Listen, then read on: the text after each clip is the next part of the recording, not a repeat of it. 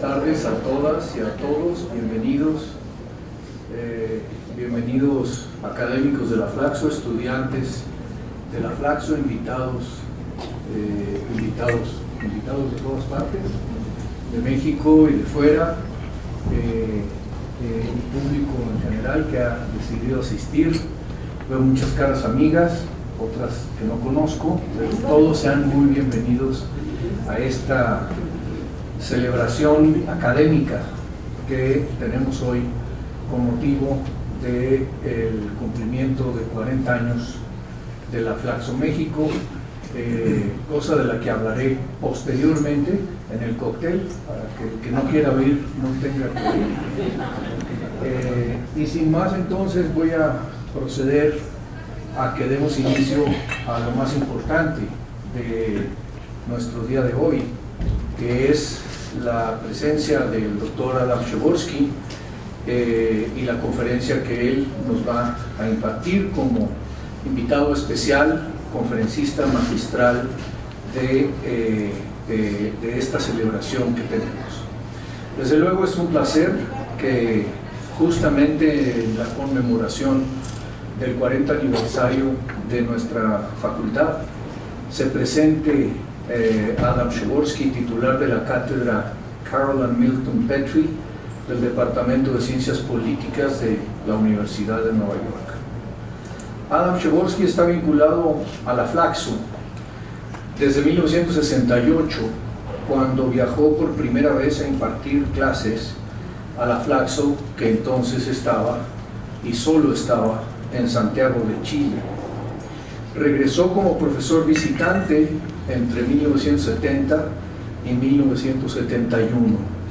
Ahí conoció y colaboró con varios de los investigadores que después del golpe militar de Augusto Pinochet contra el presidente Salvador Allende vinieron a México, como es el caso de Fernando Cortés, quien nos acompaña hoy, tanto por esa razón como por otra muy importante para nosotros, y es que es profesor emérito de la Flaxo México. El profesor Przeworski ha sido una de las personas que ha revolucionado la ciencia política en el mundo con su análisis sobre las relaciones entre democracia, capitalismo y desarrollo económico. Él nació en Varsovia, Polonia, en 1940 y se graduó en la Universidad de Varsovia en Filosofía y Sociología en 1961. En alguna ocasión comentó en una entrevista que un profesor estadounidense le preguntó si quería estudiar ciencia política en la Universidad Northwestern de Estados Unidos. En ese momento se sintió intimidado, según dijo. No era capaz de preguntarle qué era la ciencia política y yo no sabía qué era la ciencia política. En todo caso dijo que sí, se atrevió y voló a Evanston, Illinois, donde recibió su doctorado en ciencia política en 1966 sobre la relación entre instituciones políticas y desarrollo económico. Regresó a Varsovia y ahí comenzó a dictar clases en la universidad. Fue profesor invitado de la Universidad de Pensilvania y desde ahí siguió los sucesos de Europa Central, donde los tanques soviéticos llegaron a Praga y en Polonia los servicios de seguridad comenzaron a arrestar a los estudiantes que protestaban. Fue precisamente uno de sus estudiantes quien le recomendó que no regresara a Polonia, pues 28 de 40 estudiantes de él habían sido arrestados. En Estados Unidos comenzó lo que terminaría siendo una brillante carrera, bueno, no ha terminado, pero no ha terminado, está en plena batalla. Una brillante carrera basada en aquella pregunta o en aquellas preguntas iniciales que ha desarrollado y respondido en múltiples trabajos. ¿Cuáles son las conexiones entre democracia, dictadura y desarrollo económico? ¿Se requiere un régimen autoritario para impulsar la economía? ¿Son las democracias los mejores sistemas políticos para sacar a la gente de la pobreza? ¿Depende la democracia de un cierto grado de desarrollo económico? ¿Qué se necesita para que una democracia frágil sobreviva y se estabilice? La lista de libros que han buscado la respuesta a estas preguntas, pues es una larga lista que muchos de ustedes, que son political scientists, científicos políticos, conocen, y seguramente otros, que aunque no lo sean, lo han leído. Pero entre ellos está Democracia y Socialdemocracia, homenaje a José María Maravall, ¿Qué esperar de la democracia?, obras selectas de Michael Wallerstein, La economía política de la desigualdad, los sindicatos y la democracia social, Estados y mercados, manual básico de la economía política, Democracia y el Estado de Derecho, Democracia y desarrollo, regímenes políticos y bienestar material en el mundo. Adam Przeworski ha sido toda su vida un investigador y un catedrático, entre otras instituciones, de la Universidad de Chicago durante 22 años y donde recibió el título de profesor distinguido. Ha sido profesor de la Universidad de Ginebra, de la de Mannheim, de la Universidad de París, la Washington University y la École Pratique des Hautes Études en París. El profesor Przeworski ha sido objeto de muchos premios, entre los que se destaca el premio Johanski, mejor conocido como el Premio Nobel de la Ciencia Política, que le fue otorgado en el año 2010.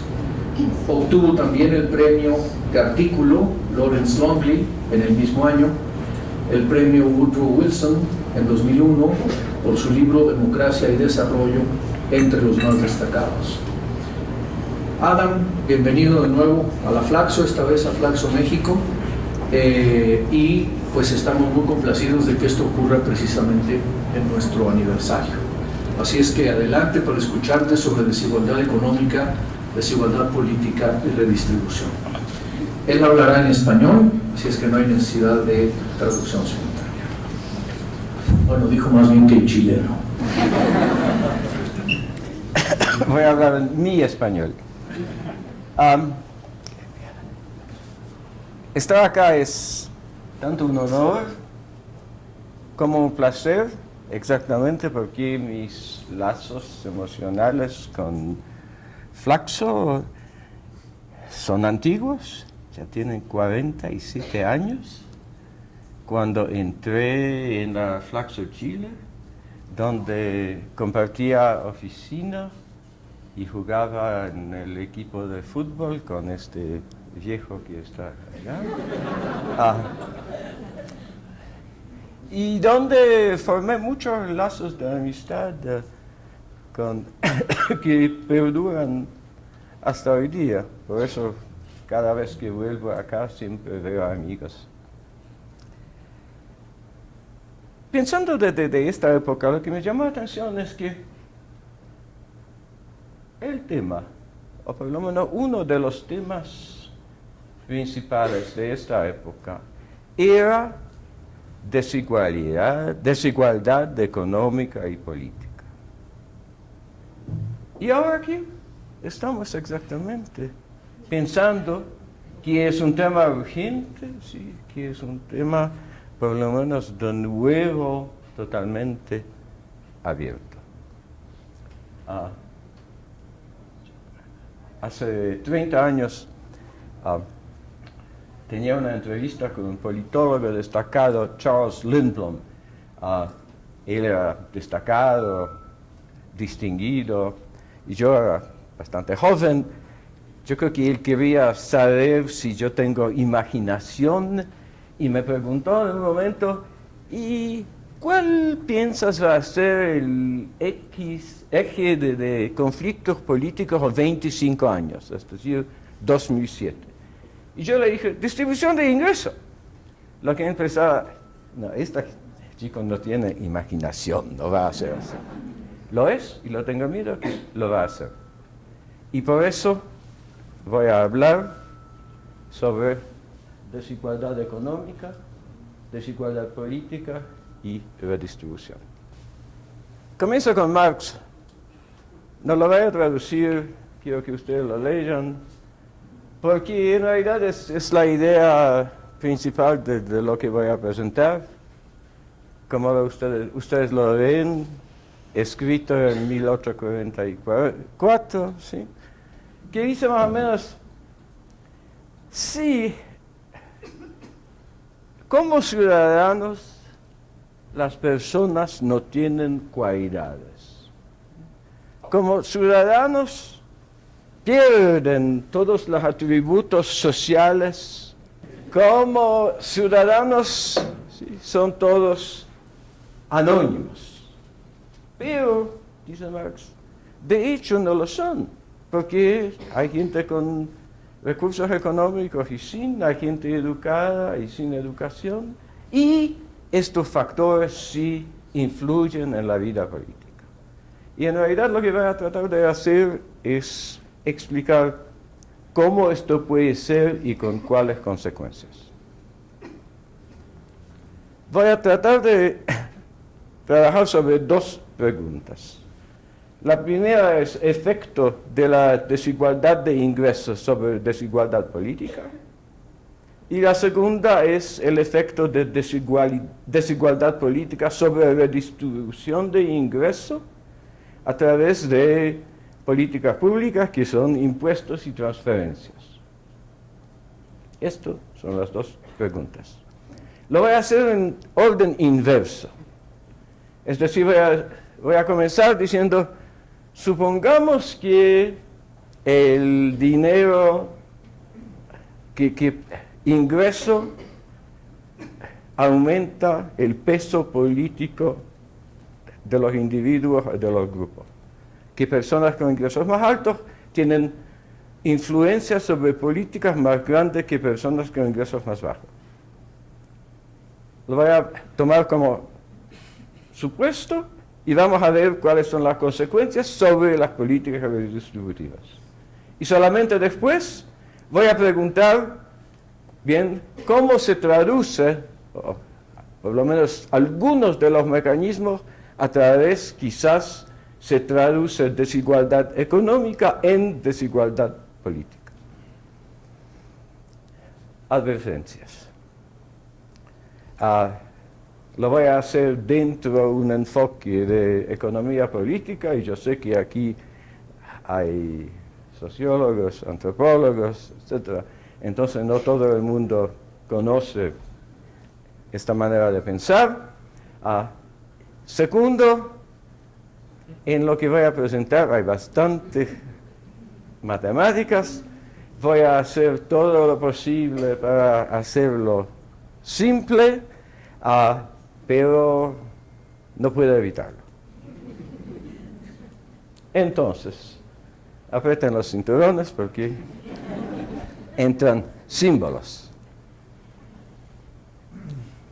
Supongamos que tenemos una distribución de ingresos. Y aquí es el ingreso que la gente gana en el mercado. Ingreso mercado, ingreso factor, ingreso antes de redistribución. Y ahora tenemos redistribución. En toda esta manera de pensar, siempre se piensa de manera idéntica. Le voy a leer, pero para que vean bien. Mírenlo. Lo siento, no llega ya. El Y chica I es el ingreso de una persona o de un hogar antes de intervención del Estado. El R es la tasa de impuesto o la tasa de redistribución. Aquí se supone que los impuestos son solamente para redistribución. Entonces, esta parte acá es el ingreso después de los impuestos. Y esta parte acá son transferencias en términos de dinero, algunos servicios sociales, quizás bienes públicos que todo el mundo evalúa de la misma manera. El R otra vez es la tasa de distribución, el Y con esta barra es ingreso promedio, y este simbolito acá, el lambda, representa pérdidas de ingreso que ocurren cuando se toma dinero de una persona y se relaja. Los otros costos administrativos, pero también varias maneras en las cuales el ingreso colectado no llega a destinatarios, ¿sí? Lo que en inglés se dice leaky bucket, ¿sí? Con hoyos, ¿sí? Entonces, sí, lo que al final va a redistribuir no va a ser el total lo que se ha recaudado. Y el resultado es el ingreso neto o el ingreso después de la intervención del Estado, y esto es esta Y grande. Esto no es nada más que un sistema de tener cuentas, ¿sí? Tenemos un ingreso de 10, tasa de 20%, entonces tenemos un ingreso de 8, y después recolectamos todo, cada uno obtiene 1, tenemos ingreso al final de 9. ¿Sí? Esto no dice nada profundo. Lo que sí pasa es que las personas con ingreso más alto pierden de redistribución, y los ingresos personas con ingreso más bajo ganan de redistribución. ¿Sí?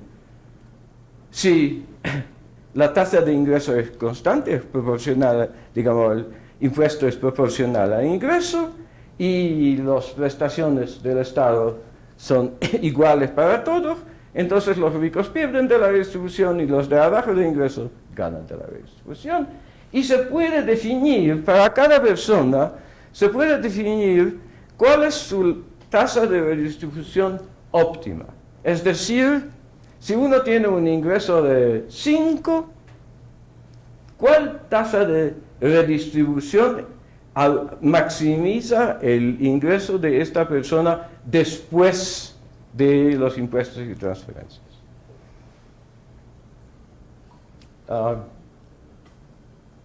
Aquí un dibujito para una distribución. Medimos todo el ingreso en multiplicación de un ingreso de subsistencia, un ingreso mínimo que es 1, y la gente con ingreso de 1 quiere una tasa de distribución casi de 1, no de 1 porque la distribución sí cuesta un poco, y la gente con ingreso de 3 acá ya, o la gente con ingreso de más de 3 no quiere ninguna distribución, la distribución de 0.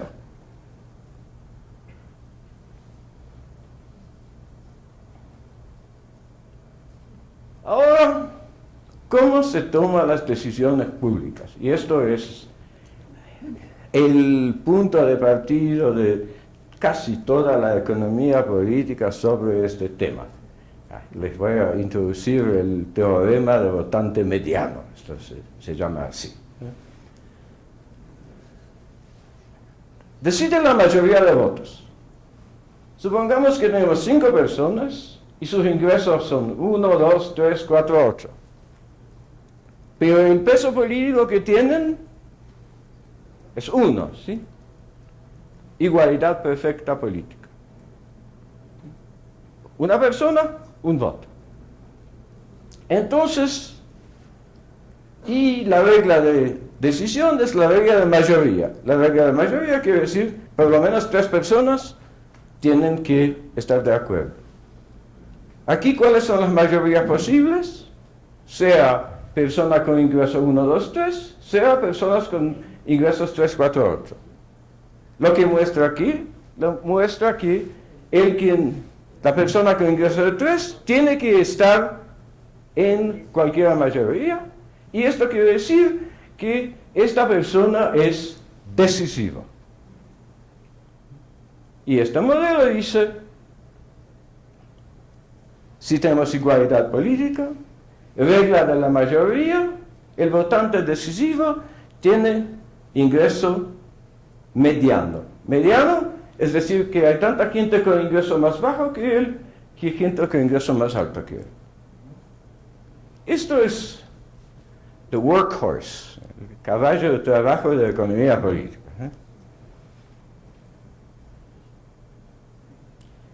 En nuestro ejemplo, con 1, 2, 3, 4, 8 personas, 5 personas con este ingreso, la persona con ingreso de 3 va a querer es y yo hago un presupuesto sobre este costo de redistribución, va a ser 1 menos el ingreso de esta persona dividido por el ingreso promedio, 24% es tasa de redistribución.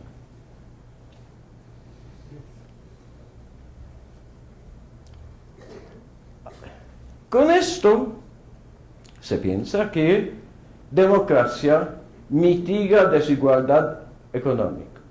¿Por qué? Porque este teorema dice el más grande desigualdad económica, menor la razón entre el ingreso mediano y el ingreso promedio. Si una manera de medir desigualdad económica es el ingreso mediano dividido por el promedio. Y otra es de Gini, que ustedes probablemente conocen, y para cualquier distribución se puede ir de una a otra. Entonces, este teorema dice que la más baja la razón entre mediano y promedio, la más desigual la distribución, entonces el votante decisivo va a querer una tasa de distribución más alta. O la más grande desigualdad, la más grande redistribución. O democracia mitiga desigualdad económica. ¿Sí? Y el dibujito con unos supuestos y todo es lo que tienen en la axis horizontal, es el ingreso bruto, es decir, antes de la distribución, y en la vertical es neto. Y como ustedes ven, lo que pasa con la democracia es que en realidad la distribución de ingreso neto no cambia casi nada, termina siendo casi la misma en sociedades que son originalmente muy desiguales y iguales. ¿Por qué? Porque la más grande desigualdad, la más redistribución. Entonces el resultado es que la distribución no cambia mucho. Ahora, imagínense que la influencia política de cada persona aumenta con ingreso. Que personas con ingreso más alto tienen más poder político que personas con ingresos más bajos. Esto es para los matemáticos. Decisiones, el mecanismo de decisión es siempre lo mismo, mayoritario, pero ahora mayoritaria en influencia. Antes se lo era también, pero cada uno tenía misma influencia, ¿sí? El mismo impacto de uno. Ahora va a ser también de influencia, pero la influencia crece con ingreso. Entonces, tenemos el ejemplito, tenemos estas personas, 5 personas, mismo ingreso. Para tener mayoría de influencia, ahora vamos a necesitar sea una coalición de 1, 2, 3 y 4, que se suma a 10, o de 4 y 8, que se suma a 12. Y lo que esto muestra es que la persona decisiva es la con ingreso de 4. Quiere decir, ingreso más alto que el mediano.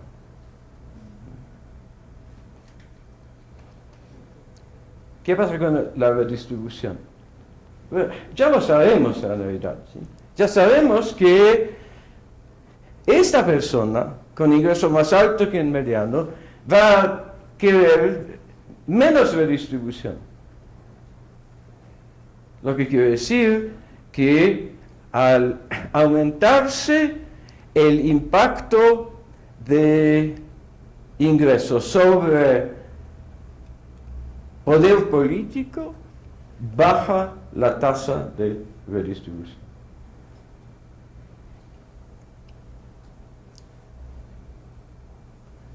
Aquí hay un dibujito que tengo que interpretar. No, esto es más simple. Aquí tenemos el ingreso antes de la intervención del Estado, el bruto. Aquí tenemos la tasa de redistribución de una persona decisiva. aquí tenemos lo que pasaría con la tasa de redistribución bajo igualdad perfecta. Esto es el caso de votante mediano. Aumenta la desigualdad económica, aumenta la tasa de redistribución. En el ejemplito que les di, como ustedes no sé si notaron, los pesos de influencia política que atribuí eran iguales al ingreso. Es decir, ¿sí?, $1, una unidad, un peso político. ¿Sí? La gente acá en realidad influye o vota con dinero y no como ciudadanos. Pero esto es un caso bastante extremo, que este impacto sea de 1. Y en este dibujo lo que tenemos es 0, lo que es igualdad política perfecto, y aquí tenemos punto 8, que quiere decir que sí, el peso político aumenta con ingreso, pero tasa un poco menos que 1. Y fíjense qué pasa cuando este valor es de punto 8 y aquí a uno de punto 9, casi aproximándose a 1. Lo que pasa acá es que la tasa de redistribución aquí aumenta un poquito con ingreso y después baja. En sociedades más desiguales, la tasa de redistribución baja en lugar de aumentar, que es totalmente contrario al teorema de votante mediano. Las consecuencias. Aquí tienen que trabajar esto un poco. Aquí tenemos la desigualdad antes de intervención bruta y aquí tenemos la de después. Lo que ven acá para n igual a 0 es lo que hemos visto ya. Igualdad política quiere decir que en realidad la desigualdad de ingresos netos después de la intervención del Estado no cambia mucho con desigualdad económica. Aquí el impacto de redistribución es 0 y aquí tenemos esta función que tuvimos antes de punto 8. Lo que ustedes ven es que la mitigación de desigualdad económica, ¿sí?, en esta línea no hay ninguna mitigación a través del sistema político de la desigualdad económica original. ¿Sí? Esto es igual. Esta línea es de 45 grados. La distribución de ingresos después de intervención del Estado es la misma a la que de antes. Y aquí tenemos, sí, este impacto de dinero sobre peso político es de punto 8. Casi lo mismo. Lo que ven acá es el ajuste de esta función con n igual a punto 8 a datos. Esa es la mejor base de datos crossnacionales sobre distribución de ingresos después y antes de un señor que se llama Salt, Frederick Salt, un sociólogo. La base de datos se llama SWED. Lo que ustedes ven en rojo es la misma función que yo presupuse con algunos parámetros, y esta línea un poco acá es resultado de regresión, y esta parte oscura es el intervalo de 95% de confianza. Como ustedes ven, el ajuste es casi perfecto. Es decir, si lo vemos de esta perspectiva, comparando países, parece haber bastante impacto de dinero sobre poder político.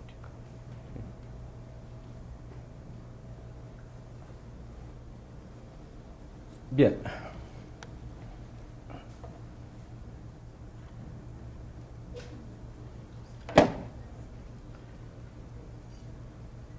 Entonces, esto es la parte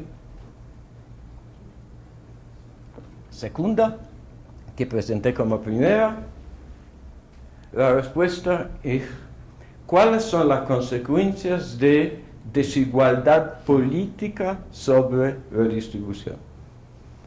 La pregunta que queda es entonces, ¿pero cómo pasa que la desigualdad económica se transforma en la política? Y ahora tengo que advertirles, lo primero no es nada más que una deducción de unos modelitos sí, que se ajusta a los datos. Aquí se sabe mucho menos. Son dos intuiciones entre varios posibles.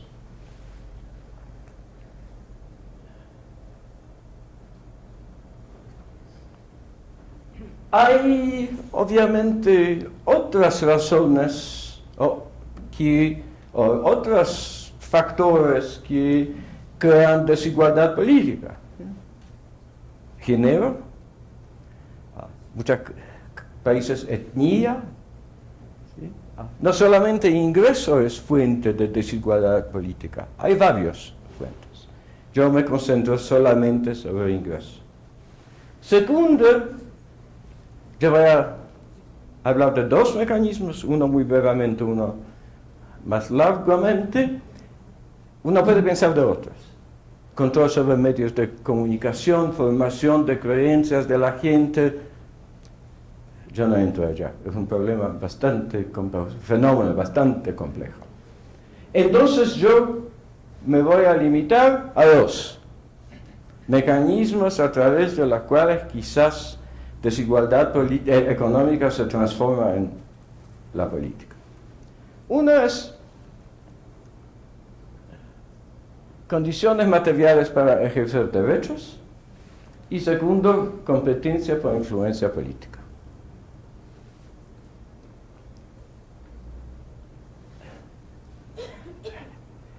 Lo que quiero enfatizar es que este idioma de derechos puede ser bastante tramposo. ¿Qué quiere decir tener derecho a? Hay una institución en los Estados Unidos que da notas a varios países, que se llama Freedom House, y que dice que los Estados Unidos es un país libre porque los ciudadanos tienen derecho a formar partido, a votar, formar partido y hablar. Bien, la mitad nunca vota, los partidos nunca se forman y hablar en público cuesta mucho dinero. Alguien puso esta sala, alguien pagó, si algo organizó. Entonces, yo siempre vuelvo a Rosa Luxemburgo, que ser libre es actuar liberamente, ¿sí? Pero para actuar liberamente se necesitan condiciones materiales. Sin condiciones materiales, tener derecho a no se puede ejecutar. Y yo creo que esto es visible, es en particular en las tasas de participación política de gente de varios ingresos, incluida votación. En la mayoría de los países, no todos, hay una relación estrecha entre ingreso y tasa de participación electoral. Aquí el dibujito que yo presento es un poco diferente, va así. Supongamos que gente abajo de un umbral de ingreso no puede votar, ¿no? Porque les cuesta demasiado, no pueden llegar, tienen que ocuparse de sus hijos, ¿no? Supongamos esto. Entonces, y este umbral, este nivel, va a depender de desigualdad. Más grande desigualdad, va a haber más gente que no tiene estas condiciones. Entonces, lo que dibuja acá es cuál va a ser la tasa de redistribución aquí de votante mediano entre los que votan, aquí supongo, los que no votan no tienen peso político. Los que votan tienen peso político igual, pero la desigualdad, lo menos la gente pobre vota, y aquí lo que tienen es si todos votan, y aquí lo que tienen si la gente pobre no vota. Como ustedes ven, ¿sí?, hay una brecha bastante grande, ¿sí? Digamos, con un país como México, con Gini de 0.5, la tasa de redistribución, si todos votarían, aquí sería de 0.75, y si los pobres de un umbral de ingreso no votan, va a ser de 25. Bien. Dejo esto solamente para mencionar la posibilidad. Ahora cosa más compleja.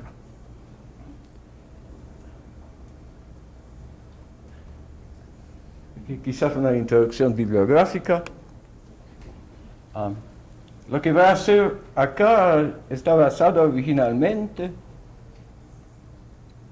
en un modelo de un economista neoclásico, premio Nobel de Chicago, Gary Becker, de 1983, que se llamaba Competition Among Political Groups for Political Influence. Y era un artículo muy famoso, después toda una literatura que le sigue. Lo que a mí me llama la atención un día es que nunca se consideraba ingreso, diferencias de ingreso en estos modelos. El tamaño de grupos, su poder de organizarse, sus efectos propagandistas, pero nunca distribución de recursos. Entonces, en realidad, lo que hago yo en un modelo un poco más complicado de Grossman-Helpman es decir, supongamos que los grupos compiten por influencia política y que pueden gastar dinero. Aquí tenemos los supuestos. Los supuestos son que los grupos de intereses están dispuestos a dar dinero y servicios puestos, dinero en sentido extremadamente amplio, al gobierno. ¿Por qué lo quieren hacer? Porque cada uno, si sabe que la política, que la decisión que va a tomar el gobierno va a influir su bienestar, va a querer influir esta decisión, ¿sí? Y los varios grupos de interés que se organizan están dispuestos a dar dinero al gobierno. Aquí va a ser un modelo originalmente extremadamente bruto, van a ser pobres y ricos. Después lo va a complicar un poquito. Entonces, lo sabemos ya que los pobres acá son definidos como todos los que beneficiarían de una redistribución más grande de la vigente. Y los ricos son todos que perderían con una redistribución más grande que la vigente. Es una definición acá. Obviamente los pobres están dispuestos o están haciendo esfuerzo político para aumentar las tasas y los ricos para disminuir las tasas. Se supone que los grupos están representados por ingreso promedio dentro de cada grupo. Esto no importa, se lo puede escribir, se lo puede pensar de manera diferentes. Los resultados son los mismos. Y el gobierno, sea quiere ganar próximas elecciones, pero también necesita dinero para otras metas, para financiar partidos, convencer a los votantes, pero también, como bien sabemos, para metas muchas veces personales, particulares. ¿Sí?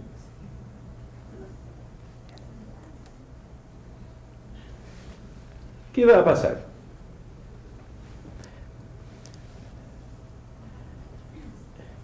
Aquí lo que tenemos es la tasa de redistribución y todavía, como siempre, redistribución bruta. ¿Okay? Lo siento, desigualdad económica. Esto otra vez es el votante mediano. Si todo el mundo vota y todo el mundo tiene el mismo impacto político, esto sería la tasa de redistribución, siempre aumentando con desigualdad. Aquí tenemos este proceso de competición por influencia política, ¿y qué pasa? Que la tasa de redistribución aumenta y en una sociedad bastante desiguales baja. Aquí, esto con 0 acá, esto sería cuando combinamos el primer mecanismo con el segundo. Es decir, que las personas debajo del ingreso bajo no votan. Los que votan después compiten por impacto político. Y lo que vamos a tener es que la tasa de redistribución casi no cambia, aumenta un poquitín con desigualdad económica y después en sociedades bastante desiguales, otra vez baja. ¿Qué quiere decir esto sobre democracia como mecanismo de corrección de desigualdad económica? Otra vez acá es el votante mediano. Lo que tenemos acá con la línea roja, lo siento, lo que tenemos acá es desigualdad de ingreso después de intervención del Estado como función de desigualdad originaria. Como ustedes ven otra vez, casi no corrige, lo mismo que hemos visto antes. Y esto con la línea roja es la predicción de este modelo que tuvimos antes, cuando el impacto es exactamente el punto 8, que en turno se ajusta muy bien a los datos. Entonces lo que ustedes ven acá es resultados de lo que pasa bajo unos supuestos numéricos que no son muy importantes.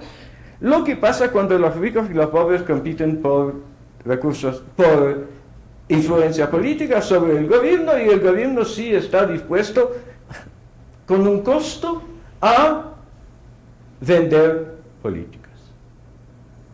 Los ricos van a dominar, los resultados no son, la intuición no es tan obvia, no es solamente porque tienen más recursos, pero porque tienen más a perder cuando las tasas aumentan que los pobres, cuando las tasas, más a perder cuando las tasas aumentan que los pobres tienen a ganar cuando las tasas aumentan. Es un efecto marginal que en realidad empuja todo esto. Pero esto dice, si tenemos un proceso de competición por influencia política en el cual el dinero, recursos económicos en general juegan un papel, el gobierno va a vender las políticas a los grupos más poderosos, que son los grupos más ricos, y el mecanismo democrático no va a hacer mucho ajuste. ¿Algunas dudas? Y termino. Hay dos, yo creo, dudas. Sí, no todos los ricos resisten redistribución. ¿Sí? De veces porque desigualdad tiene efectos externos, sí, bastante feos muchas veces, criminalidad, por ejemplo. Algunas veces porque tienen compasión. Hay un señor Soros en los Estados Unidos, Bill Gates, ¿sí? Que son ricos que dicen, Warren Buffett, que son ricos que dicen, nosotros queremos impuestos más altos, nosotros estamos dispuestos a pagar. Entonces, hay tales. Y hay también, en esta literatura, yo creo que es bastante convincente que juega papel normas de justicia. De todos modos, uno puede modificar, uno puede suavizar los supuestos que se ha hecho. Por ejemplo, yo paso bastante tiempo en Francia. los franceses en general y los ricos franceses no están tan no están tan opuestos a pagar impuestos. Pagan bastante y ya se acostumbraron. En tanto que los Estados Unidos, cuando saben decir voy a aumentar impuestos, es un suicidio electoral. ¿Sí? Entonces, se puede permitir algunas variaciones. Lo que pasa es, no va a cambiar mucho. Los ricos debían ser totalmente neutros sobre la distribución para que este resultado que le he mostrado no apareciera. Con este supuesto no se vean matar los resultados. El otro es que sí es cierto que los partidos no son indiferentes sobre las fuentes de dinero que reciben. Yo me acuerdo, hace muchas elecciones en Brasil, bien, 2 de Dilma, 2 de Lula, son 4. Hace 5 elecciones en Brasil, en un momento el Estado de São Paulo comenzó a publicar una pequeña columna en la primera página, información sobre la contribución que recibían candidatos electorales.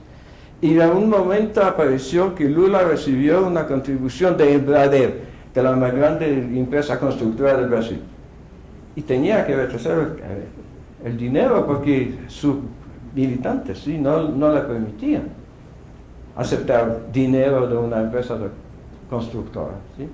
Y yo creo que esto sí, hay mucho en esto. ¿Sí? Hay partidos que sí pueden obtener dinero de sindicatos, pero no de empresas. Y hay otros que reciben mucho dinero de empresas y de gente rica, ¿sí? Pero no de sindicatos. Entonces, se puede modificar lo que les he dicho otra vez, diciendo, bien, supongamos que los partidos de izquierda prefieren el ingreso que les viene de los pobres y los partidos de derecha solamente el ingreso que viene de los ricos. Otra vez, el resultado se va a verificar solamente si los partidos de izquierda no aceptan dinero de los ricos. Nada, cero. Lo que sí, quizás, yo no estoy seguro de los hechos, sí, esta es una zona donde, por su naturaleza, todo está escondido, ¿sí? Pero parece que quizás hay tales partidos, ¿sí? Pero las condiciones para que el resultado no se diera son bastante fuertes. Entonces, lo único que les quiero notar es que yo hablo sobre políticas redistributivas, pero tenemos que darnos cuenta, porque yo creo que muchas veces miramos en mala dirección, que las políticas explícitamente redistributivas no son las solas que influyen sobre redistribución de ingresos. Todas las políticas públicas influyen sobre distribución de ingresos. Todas. Y las otras son más difíciles de estudiar. Yo sospecho que son aún más vulnerables al impacto político, a influencia política, por una razón ya bien conocida hace mucho. Es decir, que hay muchas políticas que concentran beneficios y difunden los costos. ¿Sí? Sí, una empresa que produce pasta de dientes, ¿sí? Pasta de dientes, ¿sí? Compra que el gobierno imponga una tarifa sobre importación de pasta de dientes. Gana muchísimo. Nosotros perdemos un centavo, ¿sí? Entonces los consumidores no se van a organizar contra esto. Yo creo que esto es mucho más frecuente y quizás numéricamente más importante que el tema sobre el yo hablé. Entonces, sí, es un poco un programa de investigación, es decir, miran a las consecuencias distributivas de todas las políticas. Cada vez que estudian cualquier política pública, piensan ¿y cuáles son las consecuencias distributivas? Y cómo se llega a esta política. Bien, final, un poco de propaganda norteamericana, si ustedes quieren. ¿Sí? Este es un artículo en una Encyclopedia of Public Choice. Y dice que el teorema del votante mediano no es solamente un método para analizar políticas con sistemas mayoritarios, pero propiedad fundamental de la democracia. Y aquí tenemos resultado de resumen o conclusión de un estudio empírico, yo creo que lo mejor hasta este punto de vista en los Estados Unidos, que dice, sí, el gobierno responde a la opinión pública, pero la opinión de los 20% de recipientes de ingreso de arriba. Es decir, política sí responde, pero responde a los ricos. Hay un otro libro de Larry Bartels que se llama An Equal Democracy, que muestra algo totalmente loco. Y es decir, que la gente con todos los ingresos votan retrospectivamente según lo que pasa con el ingreso de los 20% con ingresos más altos. Es decir, la gente con ingresos bajos, el 20% bajos, quizás su ingreso bajó en el último año, el ingreso de los ricos aumentó, votar para el incumbent. Con esto sí veo que hay el mecanismo de formación de creencias, de cómo la gente percibe la situación, a la base de qué deciden, es un tema totalmente abierto. Bien, las preguntas obviamente son, ¿es inevitable? Les recuerdo que Marx pensaba que es. Todo, ¿hasta qué punto? ¿Y qué se puede hacer?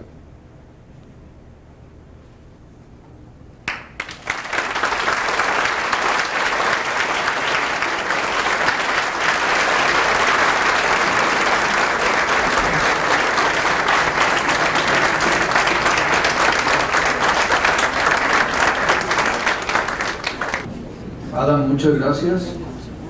Ha sido una presentación muy brillante de un trabajo muy complejo que tuve la oportunidad de leer en su versión todavía de borrador. Vamos a darle la palabra al doctor Fernando Cortés, quien va a hacer algunas apuntes y observaciones sobre el problema o los problemas planteados por Adam. Adelante, sí. Tienes que pasarle el instrumento.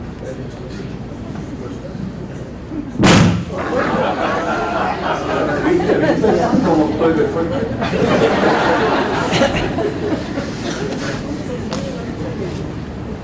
Difícil labor, para no ser anticlimático. Yo sé que quieren hacer preguntas muy rápidamente. Solo que lo que pienso hacer es nada más que un par de alcances que son derivaciones que me surgieron de la lectura, de las varias lecturas que he hecho de este trabajo en la medida que se iba realizando. Y los alcances van en dos sentidos. Uno, poner el tema mirado desde México y desde América Latina, por un lado, y ponerlo al nivel de las discusiones que hay el día de hoy sobre la desigualdad a nivel mundial, que ya hemos visto que hay muchos trabajos con Piketty a la cabeza y ahora el nuevo premio Nobel, Deaton y compañía. Respecto al primer tema, me recordó un trabajo que publicó Jorge Graciarena en la Revista Latinoamericana de Ciencias Sociales número 1 y 2, que es la primera revista que publicó la Flaxo en Santiago de Chile. Y Gracia Arena, y aquí sí lo voy a leer textualmente, dice, en relación a esta idea que tenemos desde hace mucho en América Latina, que detrás de la desigualdad en la distribución del ingreso está la desigualdad en la distribución del poder. Eso ha sido una constante, nada más que ha sido hasta ahora como un eslogan, ¿no? Gracia Arena dice al respecto que por debajo de la desigualdad en la distribución del ingreso subyace la estructura del poder, que opera a través de los siguientes mecanismos. 2 puntos. Garantiza la reproducción de las relaciones de propiedad. Actúa a través de la política social, educación, seguridad social, etc. El etcétera no es mío, es de Gracia Arena. Y de la política económica, de gasto, inversión pública, etc. E incide en la capacidad de negociación de los grupos que controlan la oferta y demanda de bienes y servicios. Es con lo que terminó Adam en su tratamiento, justamente apuntando a una formalización que permite detectar mecanismos que están operando detrás de esta afirmación. Y si uno sigue la línea de la CEPAL, Gracia Arena era un investigador de la CEPAL,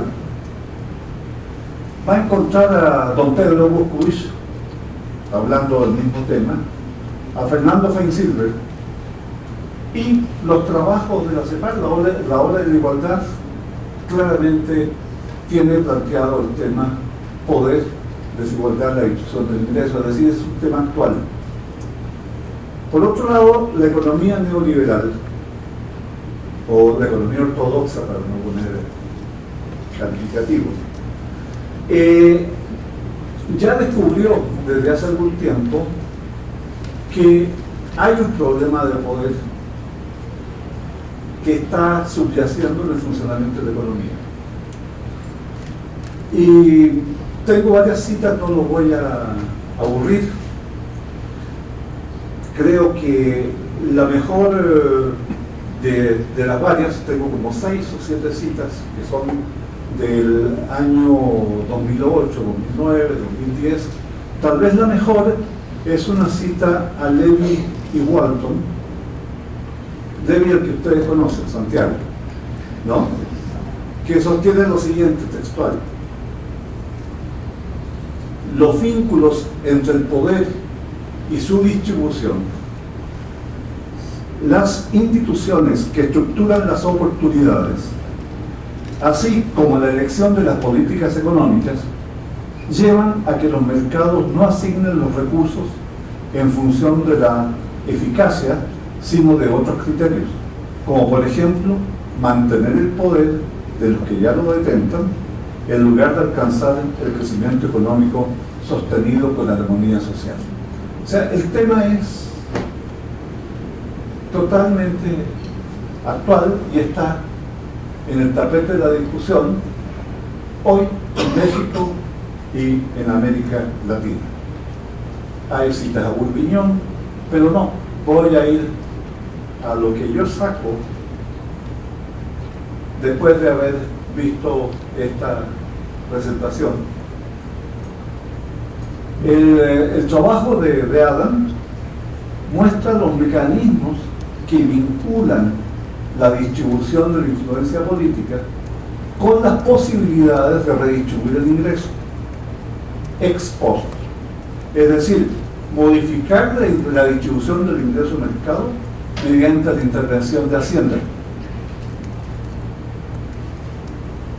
Y lo que está mostrando es la complejidad de los procesos que median entre esos fenómenos.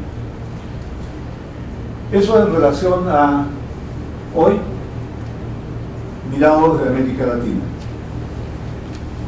Tomemos la otra senda. Les recuerdo que para Piketty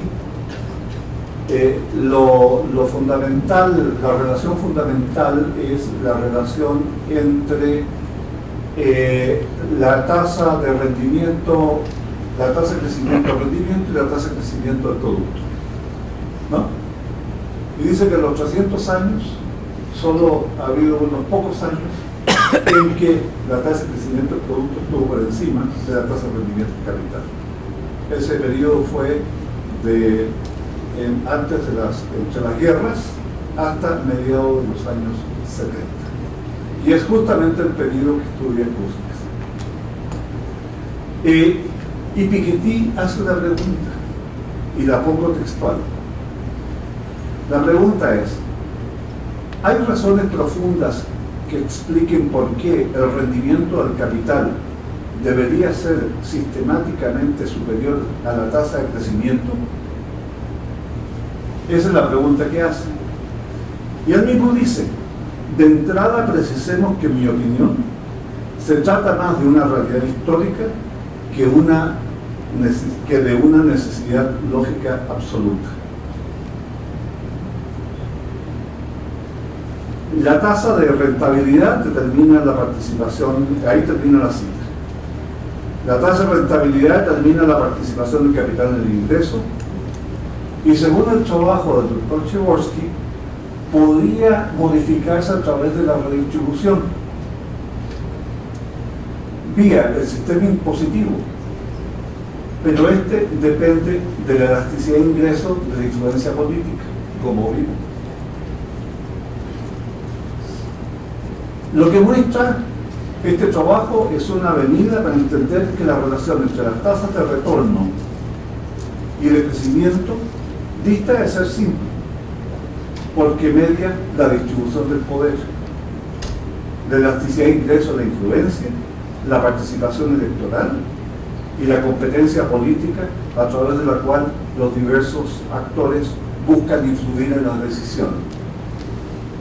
Entonces, no es fácil llegar a una regla, a una ley histórica, tal como nos mostraron por todos los mecanismos que están operando.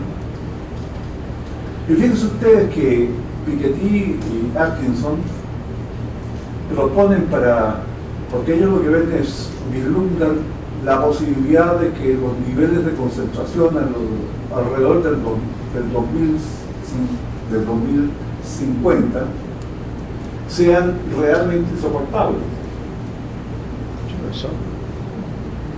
Es decir, con tasas de crecimiento que se esperan bajas, tasas de rentabilidad del capital alta, la redistribución va a ir favoreciendo no a los de abajo, sino que a los de arriba.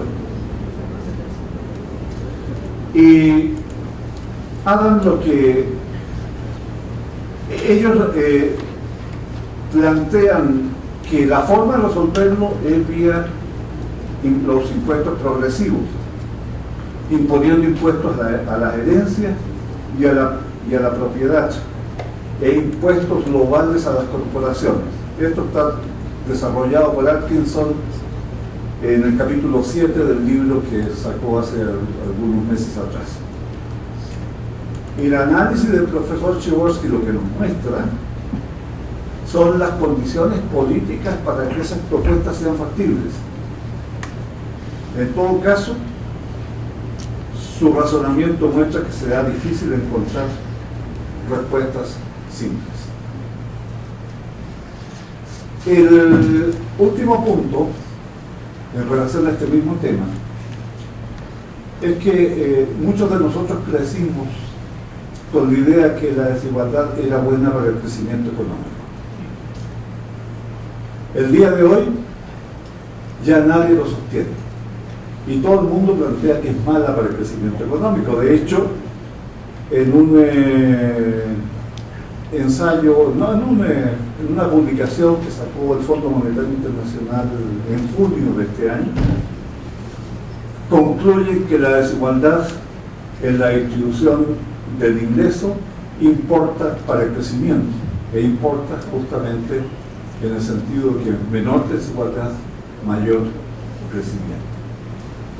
Y fíjense bien, tomando pie en esta idea y en lo que oímos de lo que desarrolló Adam acá, podemos derivar que si las condiciones políticas permiten aumentar la tasa de redistribución gravando el capital, la desigualdad ex post en la distribución del ingreso debería provocar aumentos en la tasa de crecimiento del producto. Menor desigualdad, mayor crecimiento.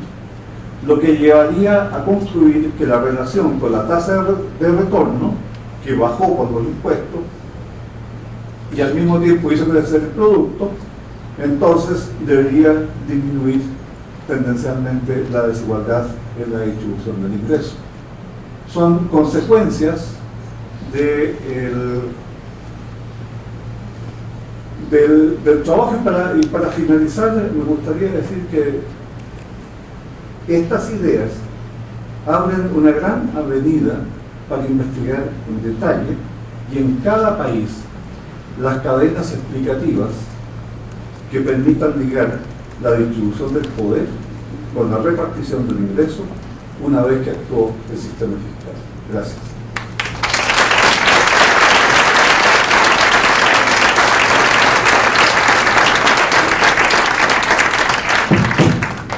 Muchas gracias, Fernando. Pues vamos a abrir ahora un par de rondas para 3 preguntas. Si te parece bien, Adam, o quieres contestar ahora. No. Bien. Da uno por uno. Probable que se agreguen preocupaciones semejantes que puedas englobar. Entonces, si hay preguntas, solo pido por favor que sean formuladas puntualmente para poder dar oportunidad a la participación. Sí, señor. Sí. Sí, gracias. Mi nombre es Demetrios Rojas, de la Facultad de Economía de la UNAM. Sí, bueno, yo creo que esta es una discusión, creo que no es nueva.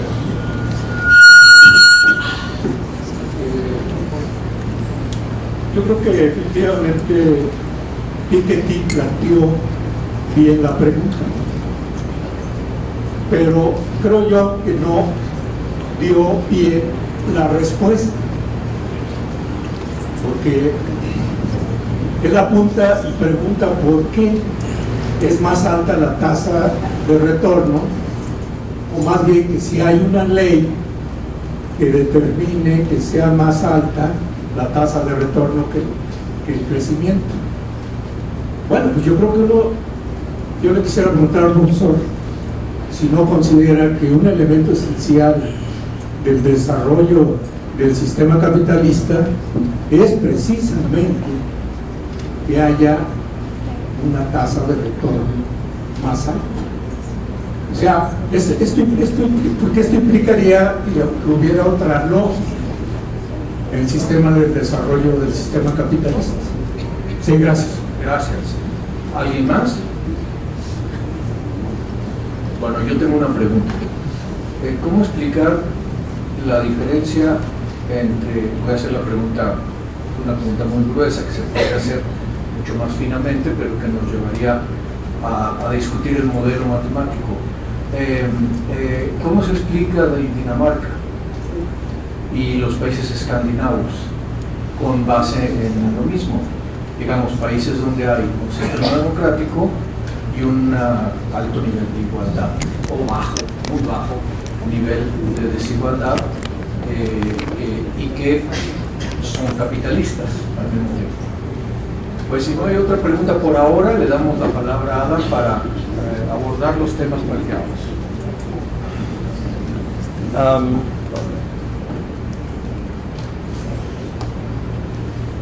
Bien, voy a comenzar con Dinamarca. No sé.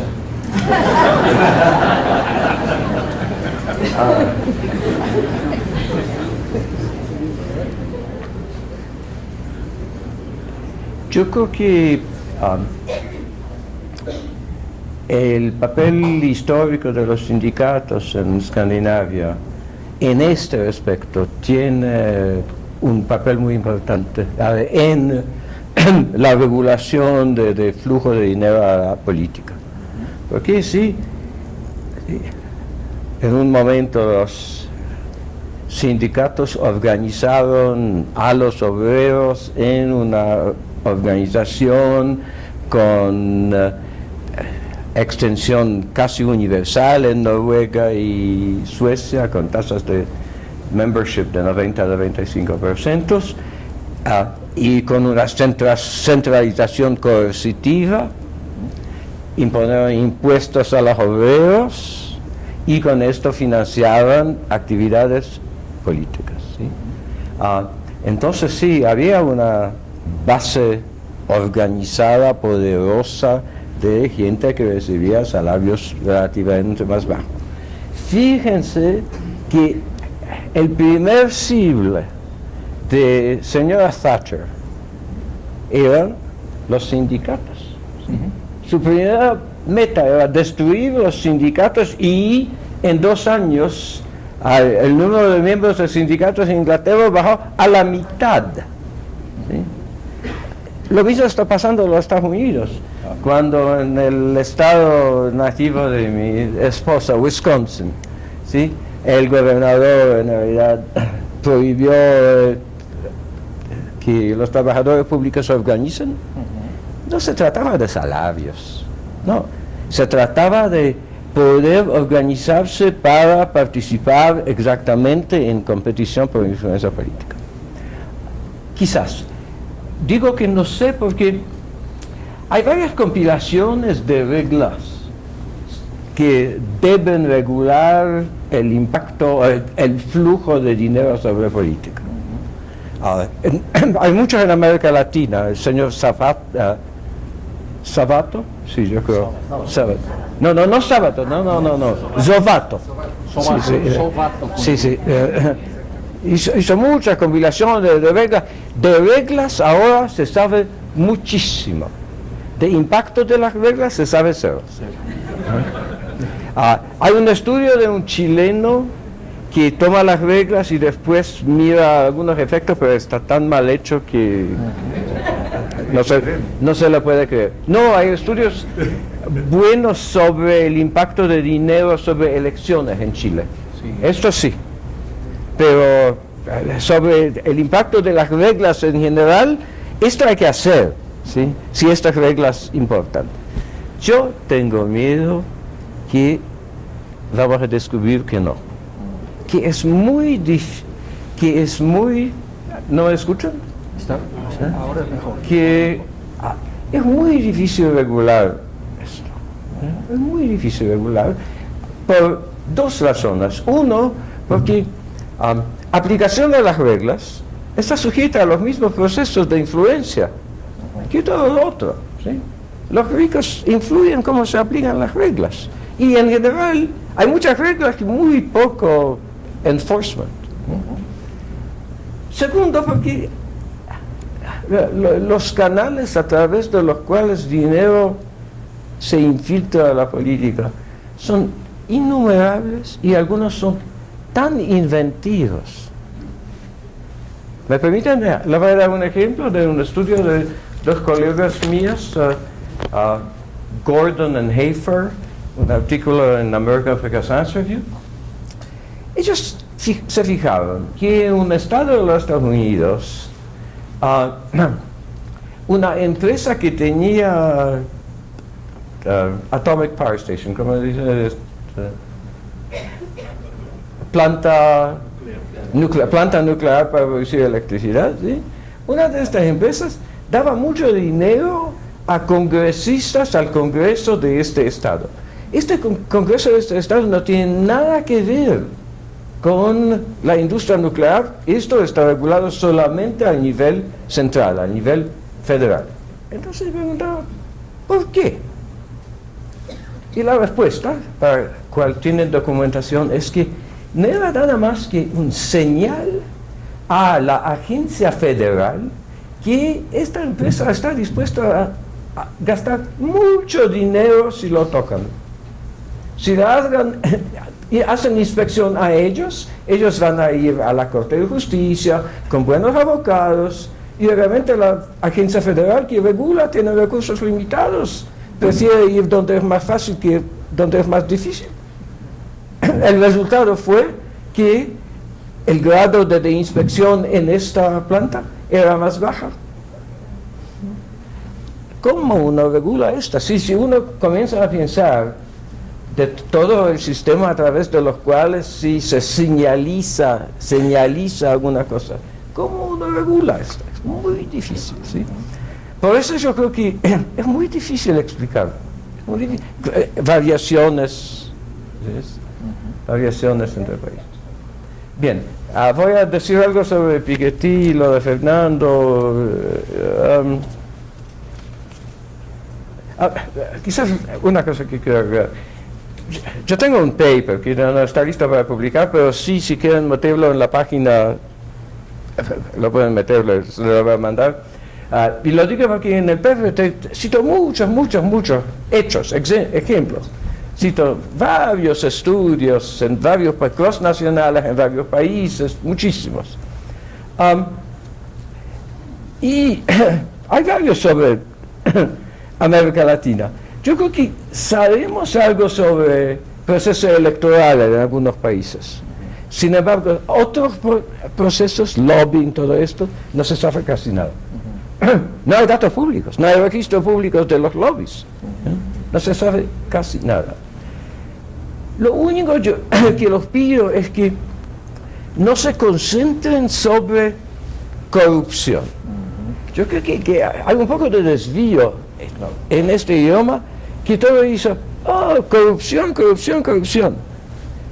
Algunos de estos hechos son corrupción, algunos no son corrupción, porque hay varios métodos totalmente legales y abiertos a través de los cuales el dinero influye en la política, no solamente la corrupción. Yo creo que pensando en términos de corrupción, un poco nos hacen ciegos sobre el proceso mucho más amplio. Bien, Piketty y crecimiento y todo. Mira, todo el libro de Thomas Piketty y todo el proyecto de Atkinson, Piketty Science es algo extremadamente importante. La evidencia que nos da es fuertísima. La base teórica no tiene. No hay ninguna razón para la cual el R sea más grande que el R. El G. Sí, parece que durante muchos periodos lo es, pero puede ser por varias razones. Por ejemplo, que la tasa de retorno a ingreso más alto es más alta, lo que parece ser cierto en los Estados Unidos, que los ricos ganan más por su dinero que los pobres. ¿Sí? Y la receta de Piketty es aumentar impuestos, ¿sí? Y se muestra en varios estudios de economía política. Mi muy amigo Jess Benavides, un economista de New York University, tiene un trabajo muy bonito sobre desigualdad de activos, de assets, wealth inequality, de riqueza. Y también muestra que cómo en papel los impuestos disminuyen la desigualdad. Pero ¿cómo llegar a aumentar los impuestos? En los Estados Unidos se abolió un impuesto que tocaba solamente 1% de los recipientes de ingresos desde más arriba. Solamente el 1% de los más ricos pagaban este impuesto y la mayoría del Congreso abolió este impuesto. Estos procesos son... Por eso yo creo que sí, se debiera aumentar la tasa de distribución, pero dado todo esto, lo que estoy tratando de discutir, no me queda obvio cómo. ¿Cómo? Por eso sí, yo creo que hay que estudiar los canales. Hay que estudiar todas las políticas, hay que siempre preguntarse cómo se llegó a una política con tal efecto distributivo? Porque tenemos que entender más cómo esto anda. Tenemos una enorme cantidad de personas viendo esta conferencia, atendiendo a esta conferencia desde salones alternativos, porque aquí ya no cabíamos. Y entonces me envían 2 preguntas desde allá, y con esto, y una pregunta del público, Y cuando vamos a terminamos, cerrar ya, y sí. terminar ya la última ronda. La pregunta que viene del salón de los desiguales, que no están aquí. Hola, desiguales. Dice, en varias ocasiones usted ha mencionado que un elemento central en la calidad de la democracia es la regulación del dinero en procesos electorales. La pregunta es, ¿tiene ejemplos de lo que en países de lo que se ha hecho en países que son casos de éxito? Esa es una pregunta. La segunda, ¿qué pasa si la gente con el menor ingreso y la con mayor ingreso votan casi siempre por el mismo partido? Creo que esto tiene un retrato hablado local, quizá no tan representativo de hoy, pero sí muy representativo de nuestra historia vigésica. Y le doy la palabra a Mario Torrico para la última pregunta y después para las últimas respuestas de Adam. Gracias. Nada más para seguir con lo que estaban hablando sobre cómo de distribuir, por las implicaciones lógicas del modelo. Yo pienso que a niveles muy altos de desigualdad caemos en un equilibrio estable muy indeseable, ¿no? Pero lo cierto es que en episodios de democracia, no necesariamente hay que ir hasta los países escandinavos, pero han habido episodios de que la desigualdad sí se ha reducido como producto de un cambio en la línea del gobierno, ¿no? El caso de Brasil es claro, el caso Bolivia, por ejemplo, qué sé yo. Porque si pensamos en que solamente hay en la suerte del equilibrio estable indeseable, solamente un shock externo podría cambiarlo. De repente Europa hoy en día es más igual porque pasaron por una Segunda Guerra Mundial. Sí. Bueno, sí, o dos. Por varias anteriores. Pero si pensamos en estas otras experiencias latinoamericanas, donde no se necesitó pasar por guerras, aunque ciertamente por periodos de mucha convulsión, tal vez podamos pensar en cambios no exógenos, sino endógenos al propio concepto de la democracia. Gracias. Listo, Adam. Bien. Al revés otra vez, lo voy a tomar el tuyo. Mira, lo que pasó de lo que sé, en varios países de América Latina durante los últimos 20 años son estos programas sociales que se inició acá. ¿Cómo se llama el primero? El primero era Pronasola Progresa. Y ahora se llama Prospera. Bien. Sí, Argentina, Brasil, Chile. Ahora esto se aplica en 50 y pico países del mundo. Lo que pasa es que estos programas son extremadamente efectivos, yo creo, pero son también muy baratos. No llegan a más que 1.5 de PIB, ¿sí? El costo. No llegan a esto. Yo creo que sí, yo creo que en Argentina llega a 1.5. Son muy baratos, lo que quiere decir con una desigualdad muy alta. Hacer esto es un costo muy chico para los ricos, para en realidad doblar el nivel de vida en algunos casos, como en Argentina, en algunos programas, de los pobres. Pero yo tengo miedo que esto ya se acabó, que digamos, se agotó. Y este tipo de programas muy baratos ya se ha hecho, tiene su impacto en la reducción de pobreza absoluta, pero se terminó. En cuanto a Europa, no hay que olvidar lo que era la democracia social. Y aquí vuelvo a lo que dice Fernando sobre la relación entre desigualdad y crecimiento.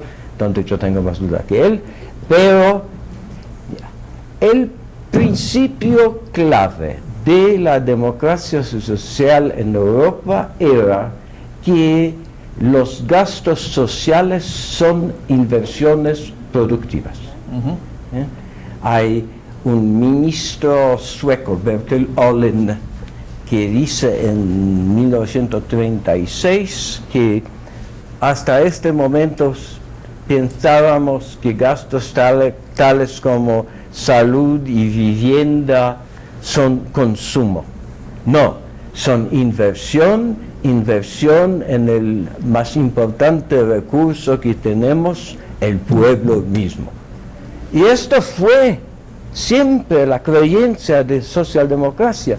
No sé, si ustedes leen el libro clásico sobre esto de los Myrdal, de Gunnar y Eva Myrdal, sobre socialdemocracia, sobre welfare state, van a ver que la motivación no es justicia, no es redistribución, no, es crecimiento.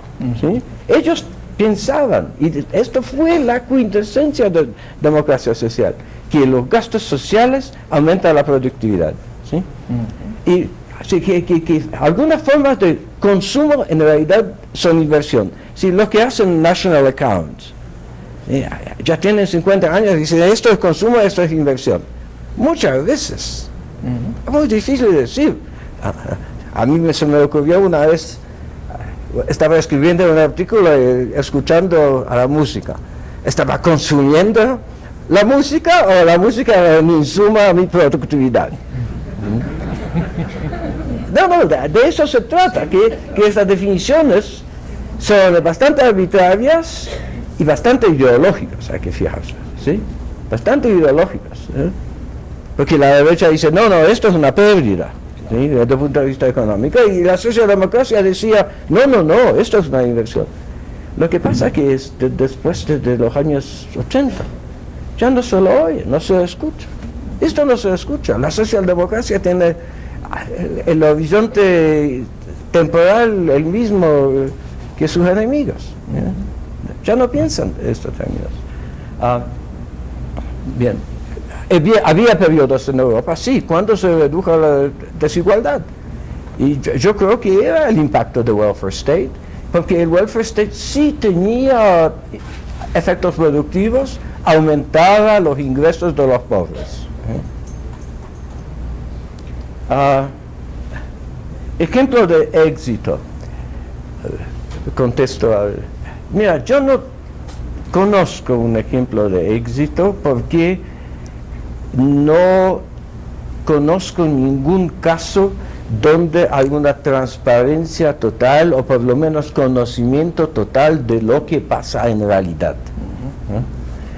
Lo que yo sí sé es que varios intentos de reformar las reglas pueden ser tramposos y contraproductivos.